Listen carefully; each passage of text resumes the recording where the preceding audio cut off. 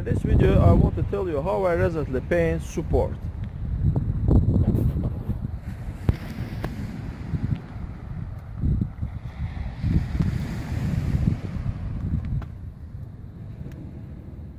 Take some kind of brush and clean support of dirt so that the surface was clean.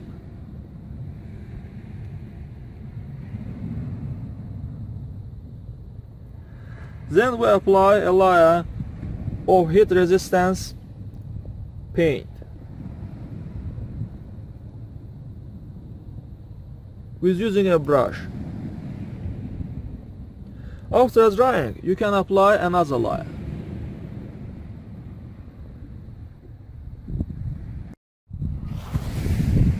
Such a paint will last you for a very long time.